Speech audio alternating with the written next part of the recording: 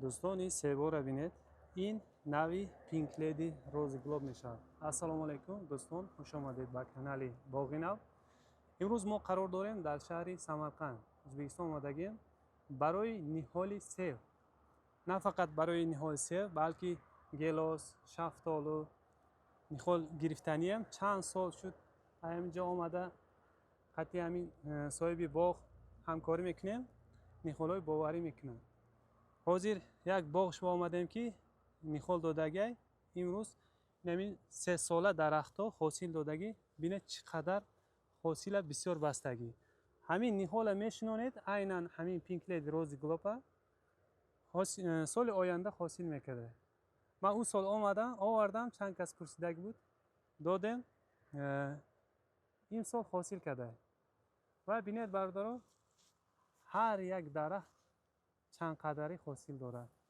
کمش 10 کیلو تا 15 کیلو حاصل میکند همین درخت ها 3 ساله. اگر با پررگی حاصل کند این زیاد هم میتید.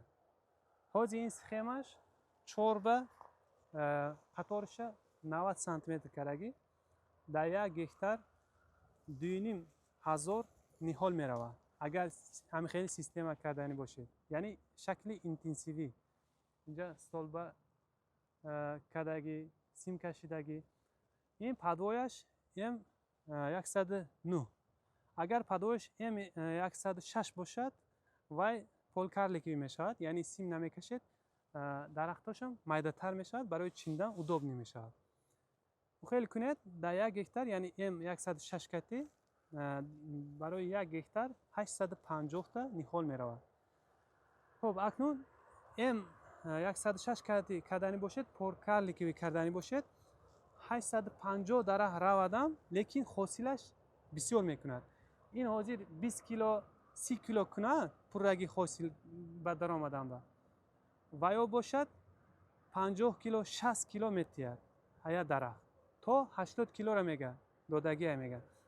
این بینه حاصل چقدر بستگی است. اوجی 3 سال بردارو ای همه دیرتر میپزن لیکن شکلش بینه خیلی عجایب بود. شکلش کالیبرش هم کلان.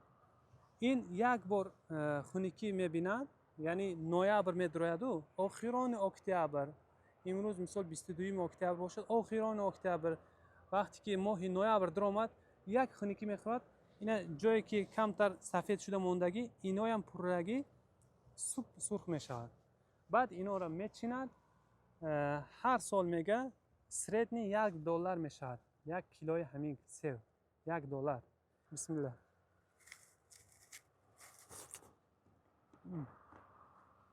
ایرا بینه بردارو چقدر شیرین ای حاضره و چقدر آبداره.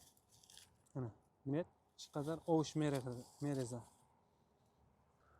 و به غرض این نهال گیلاس هست، نهال شفتالو هست. اون سال آورده بودیم، حاضر رفته اون نهالو را به جاش میبینیم. بردارو اینا ما آمدیم پیشی میدان نهال. اینجا ما این خیلی که دیدسته اینا نهال نوک بوده.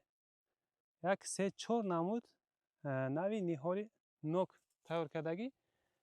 من این سورتش دیگه خیلی تماشا کنید.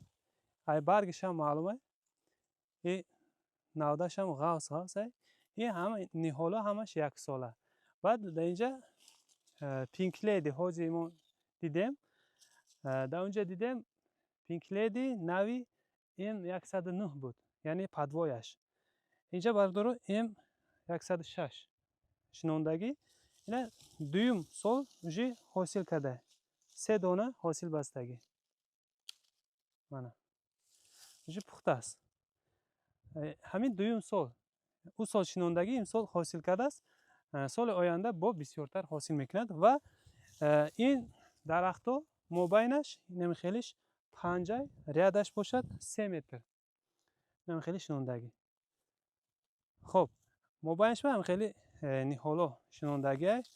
و من این بهی نوی بهی و در اینجا هست سورت های نوهای گیلاس.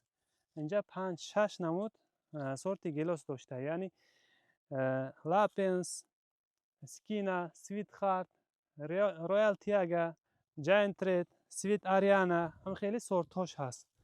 انشالله میگیریم ایول.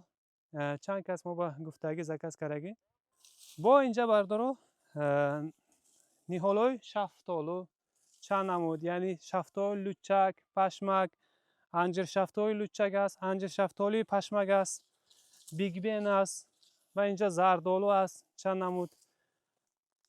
این هم خیلی سورتا است. بادام است، لیکن پیسته نیست. پیسته ما نمیشه با فکرم. و نهال پیسته کردن خیلی قین، برای که اول پدوای کلان کردن در کار، بعد پیوند کردن در کار. خلاصه ما متخصص پیسته نیستیم. ما متخصص این نهالای هم نیستیم. ما درباره انگور چیز باشد میدونیم، لیکن درباره این نمیدونیم. فقط همین قشه میدونیم که این جای باوری است. مثال اینجا یک 3 سال شد که همین برادر ما نیخال میگیریم، یگان تش دیگه خیلی برآمدگی نیسته، همش باورناک چیزی گفت همون سورت برآمدگی با نرخش هم ارزان. اگر شما با همین نیخالو در کار باشد مراجعت میکنید. ما زکات کردنی ماه نوامبر با میکنن، برای که من برگاش ریختن در کار، بعد برگاش ریخت بعد کنده میتید ما میگیریم یک جایه میبریم. نرخش حالی معلوم نیست، شما چند قدر بسیار باشد چند قدر بسیار گیریم ارزان تر کرده میتید. سلامت باشد و ویدیو ما معقول شده باشد لایک فراموش نکنید.